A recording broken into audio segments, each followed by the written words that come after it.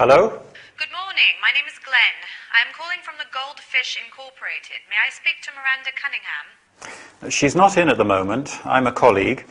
What can I do for you? We are a company that provides interim jobs. We have over 250,000 registered candidates covering all kinds of jobs.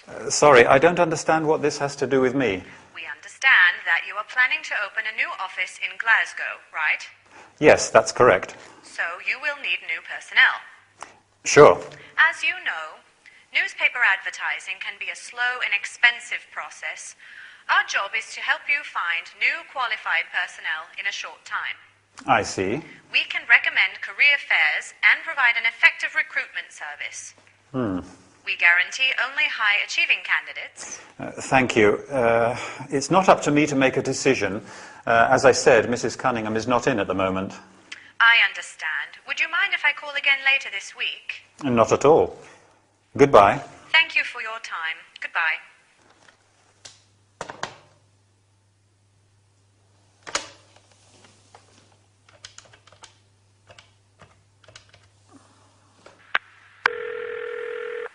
Hello, the Sentinel. How can I help you? Yes, I'd like to place a job ad in your newspaper. Hold the line, please. I will put you through to Mr. Finder.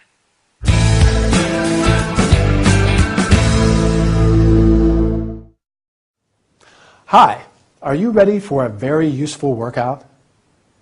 We are going to talk about selling on the phone, job offers, and so on. Quite an interesting subject, right?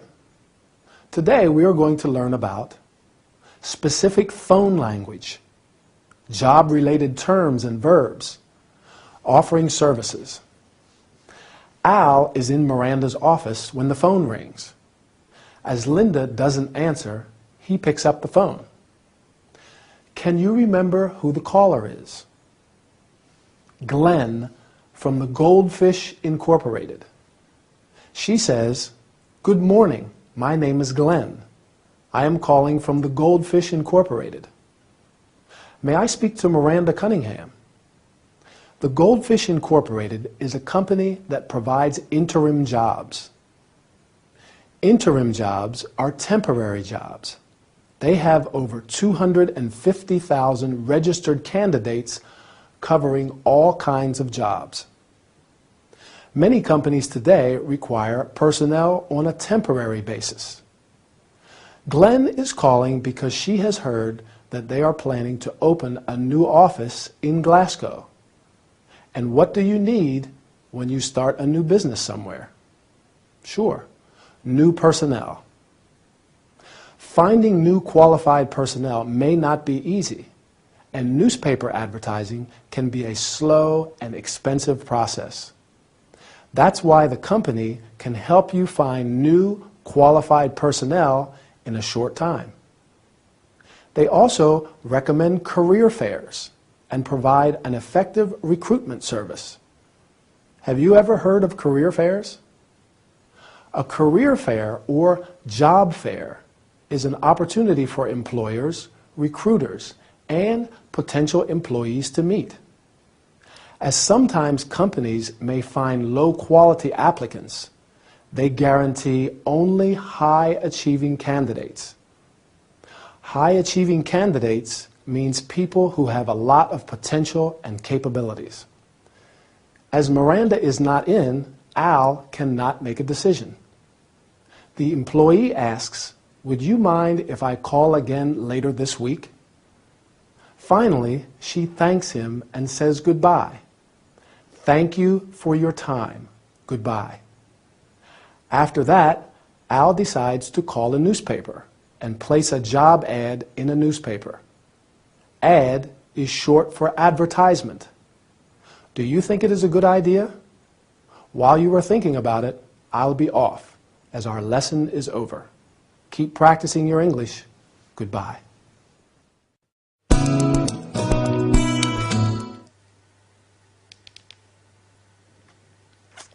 Oh, I almost forgot. Miranda is in court and has asked me to check her emails. Okay, Miss Adams. Dear Mrs. Cunningham, I wish to inform you that another unpleasant event has occurred and... Let's see, this one. Hi, Miranda. I would like to know the dates and location of the conference on bioethics and health law. Thanks a lot, Janet. Send email to Janet as soon as possible. Oh, help. I have to send an email to all the colleagues. I must tell them that there will be no internet connection from 10 to 12 today. Subject, internet connection failure. Dear colleagues, I am writing to inform you that due to technical problems, there will be no internet connection from 10 to 12 this morning. Let me apologize for the inconvenience. The IT department has guaranteed that by 12, everything will be back to normal. If you have any questions, please feel free to contact extension 335 IT Services. Thank you for your attention. Kind regards. Postscript. I know you are going to hate me. 2 hours without the internet. But it's not my fault. I am just a personal assistant, and there's nothing I can do about it. Lots of kisses. Your friend, Linda. I'm afraid I can't send it like this. Okay, let's write something serious. Miranda would kill me if I sent something like this.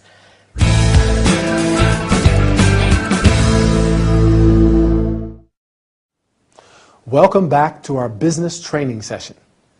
Today, our workout is about one of the most common forms of written communication. Can you guess? Emails, right.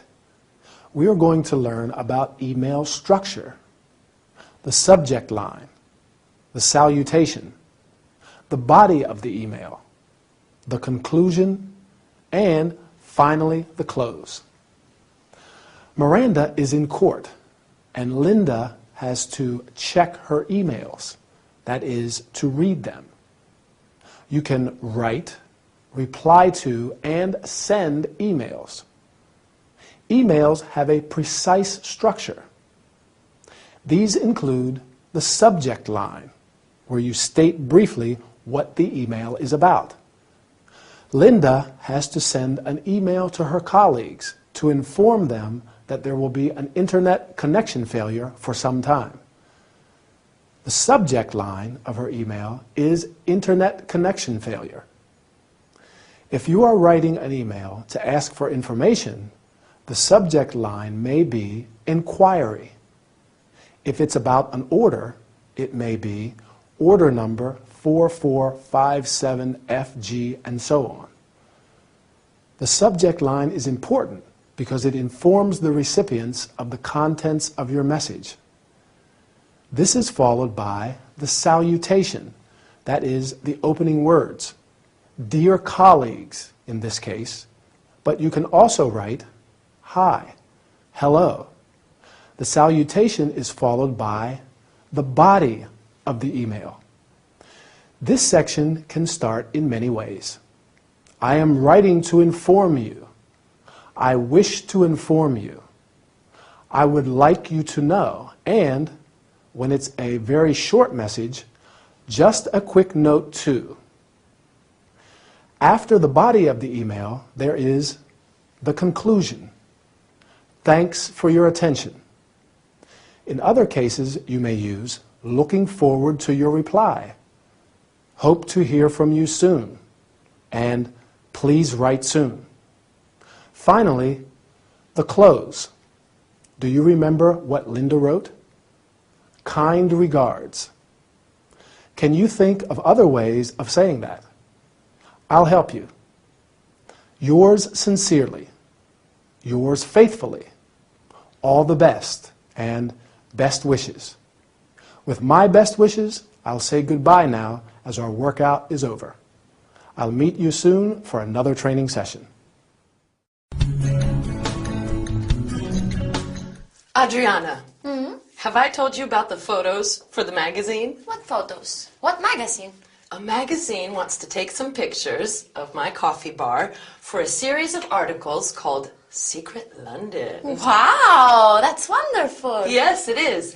They want to publicize the coffee bars where you can drink a cup of coffee in peace and quiet. Huh, good idea. They will use photographic models in the pictures. Imagine what great publicity it will be for my business. Indeed. Maybe it won't be so secret anymore. Maybe they will want to take pictures of me as well. They may even ask me to be in an advertisement. Why not? I'm only afraid that I won't be photogenic. Oh, I can help you if you want me to. A close friend of mine is a model. Wonderful! I would like to look charming. Oh, no problem. You can flutter your eyelashes like this. This is very appealing. Uh-huh. How can I show surprise? You can raise your eyebrows. Like this. Huh? And when I get indignant? Twitch your nose. Good.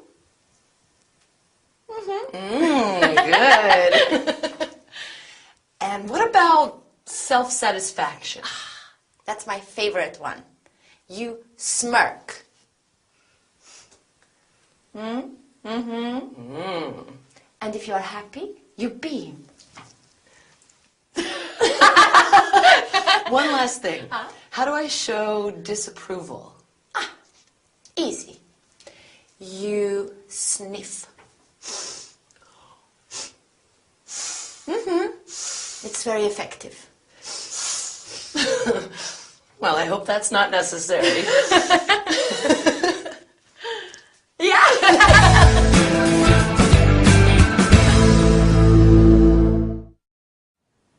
Hi, everybody.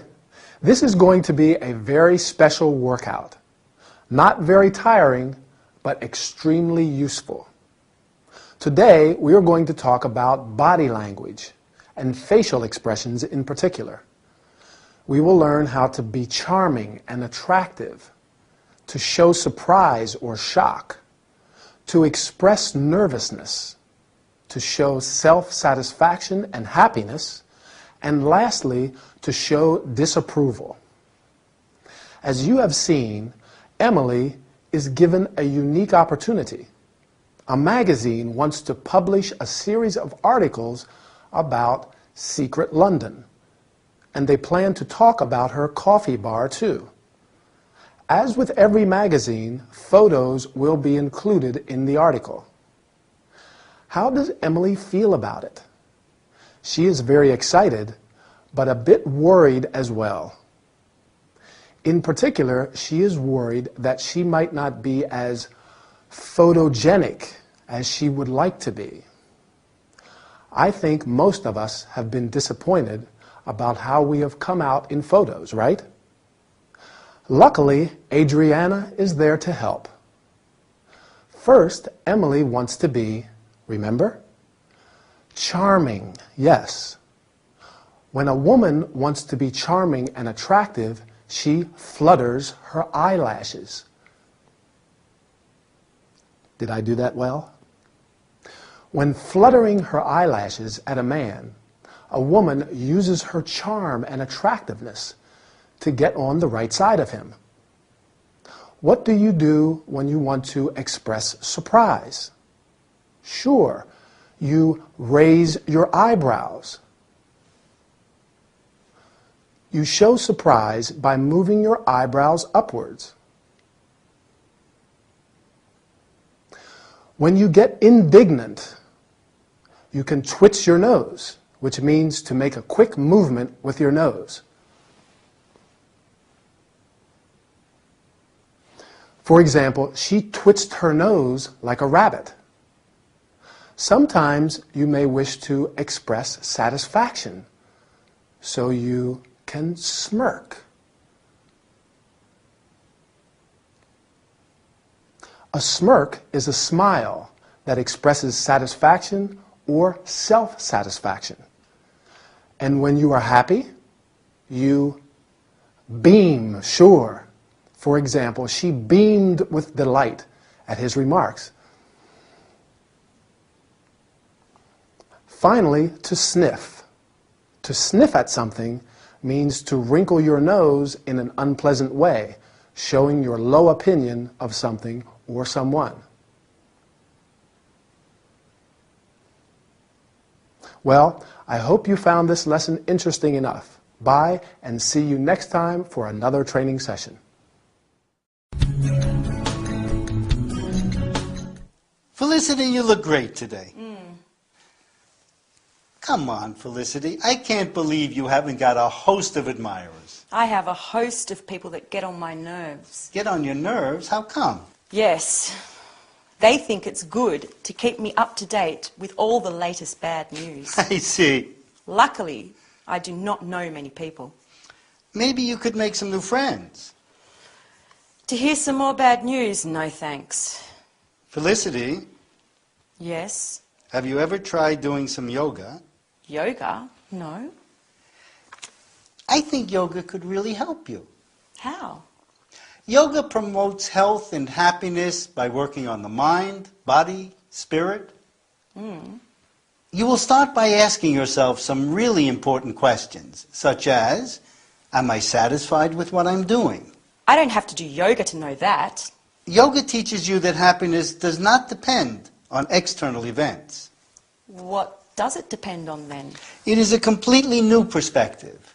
You learn to be happy now, to turn despair into joy. That's really hard to believe. The main form of yoga practiced in the West is Hatha yoga. Hatha yoga? Yes, it involves yoga postures and breathing exercises. Postures? There are a lot of yoga postures. Dog and cat, the cobra, the locust. Dr. Fraser, I don't think yoga would be good for me. I'm scared stiff of exotic animals. Felicity, but these are just the names of the different postures.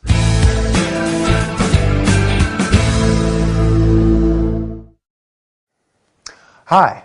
Today we are going to do a fantastic relaxing workout.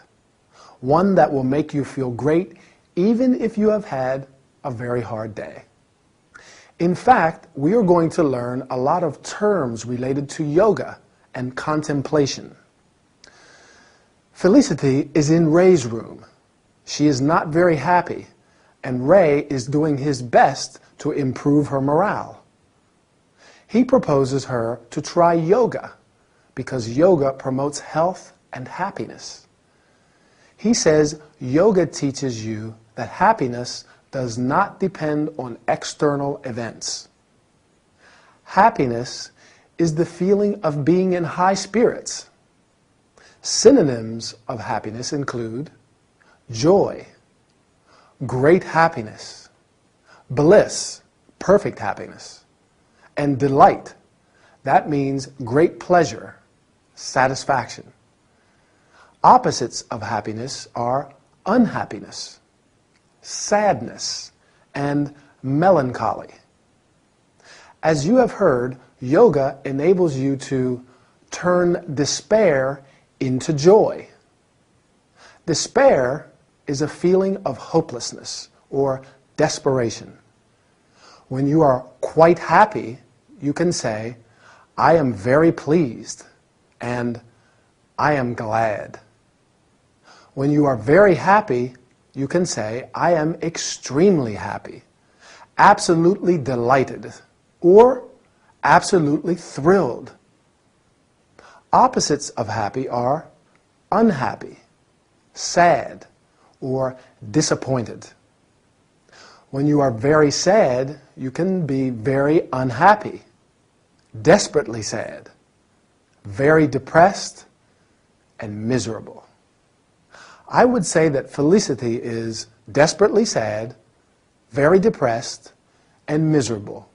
Don't you agree? Yoga may be useful for her. Ray says that Hatha Yoga, the main form of yoga practiced in the West, involves yoga postures and breathing exercises. Posture means a position of the body.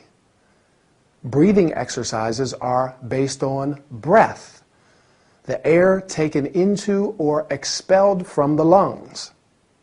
Ray mentions some yoga postures. Do you remember them? Right.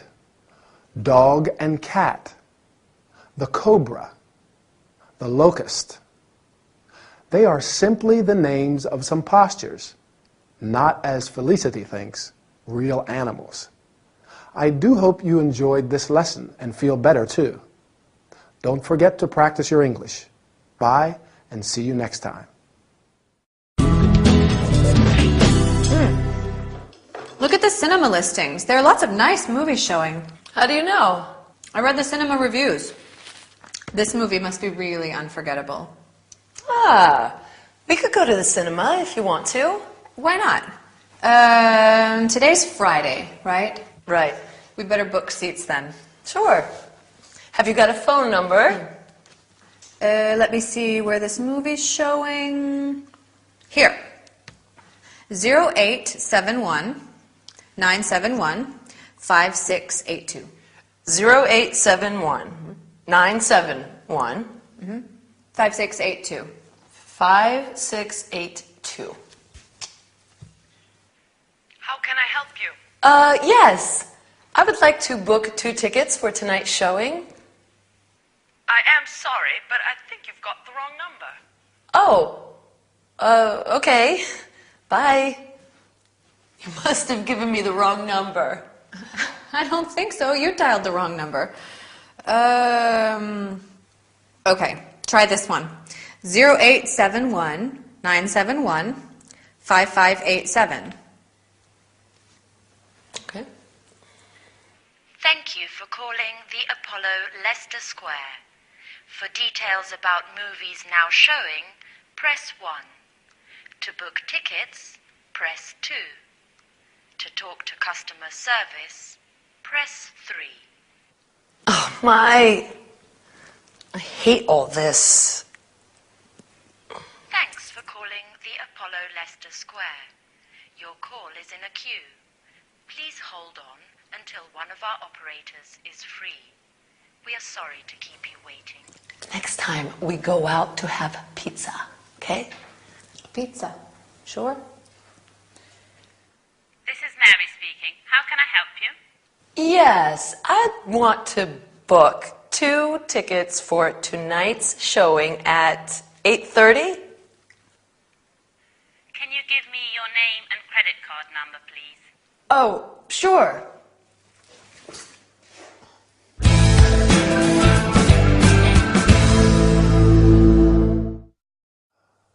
Hi everybody. Our workout today is going to be very pleasant. In fact, we are going to the cinema. You like going to the movies, don't you? However, sometimes you may have to book the tickets by phone, and that's not always easy. We will learn about how to book tickets by phone, how to say that a phone number is wrong, and about telephone messages. Lucy and Emily have decided to go to the cinema. Lucy has seen the cinema listings. That is, the list of movies that are showing. She reads the cinema reviews or comments on the movies. As there is a nice movie showing, they decide to go. But it's Friday, right? And it's better to book the tickets beforehand. Lucy finds a phone number, and Emily makes the phone call. Unfortunately, she dials the wrong number, and the person who answers says, "I am sorry, but I think you've got the wrong number." Sometimes you may want a specific person. So the answer could be, "I am sorry, there's nobody of that name here." Fortunately, Lucy finds another number. This time there is a recorded message. "Thank you for calling the Apollo Leicester Square. For details about movies now showing, press 1. To book tickets, press 2. To talk to the customer service, press 3. Since there is not always someone on the other end, it is important to learn to understand phone messages. When Emily dials the number, there is another recorded message. Your call is in a queue. Please hold on until one of our operators is free. We are sorry to keep you waiting." You can also hear, "We are experiencing an unusual volume of calls. Please hold the line." Or, "All the lines are engaged at the moment. Your call is in a queue. Please hold on and your call will be answered as soon as possible."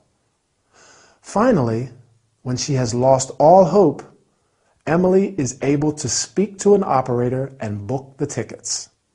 Obviously, if she finds her credit card, what do you think? I do hope she finds it and that they will be able to do what they have planned. By the way, I am going to the cinema too tonight. It's a very scary horror movie. I'll tell you about it next time. Bye. Would you like something to drink? Yes, sure. I'd like a natural fruit drink if possible. Gin and tonic for me. Okay. You are from Australia, right? Yes, I am. I'm going there in a couple of months. Do you have any recommendations on what I should see? Sure. I'm from Sydney. Sydney is Australia's largest city and a real cultural melting pot. Interesting. There is a lot to see, but there are some places that cannot be missed, such as the harbour, the Opera House, the historically important area of the Rocks, and the World Heritage Blue Mountains, not far from Sydney. I could lend you a travel guide of the city if you wish.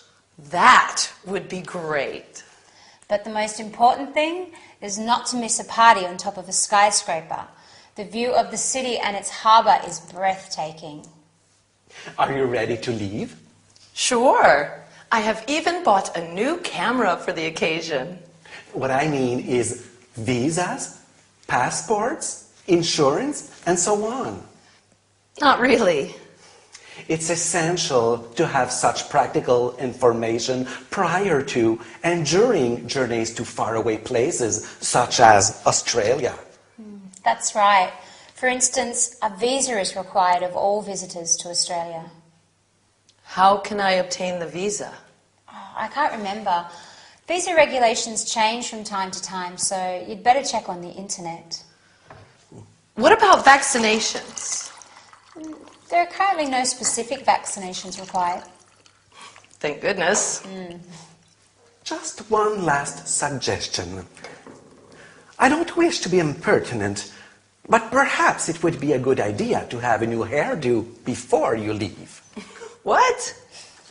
A new hairdo. I am a hairdresser, and a new hairstyle is always important before important changes and experiences. Yes! That is a great idea!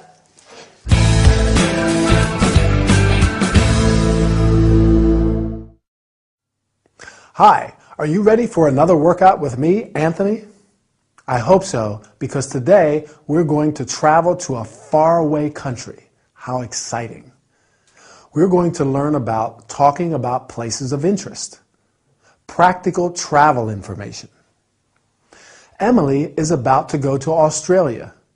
Since Chloe is from Sydney, she provides some information on places that cannot be missed, that she must see, such as the harbor, the opera house, and so on. Along with these places, she recommends, do you remember what? Sure, a party on top of a skyscraper, because the view of the city and its harbor is breathtaking. Breathtaking means of outstanding beauty. When you travel, there are many things to take into account.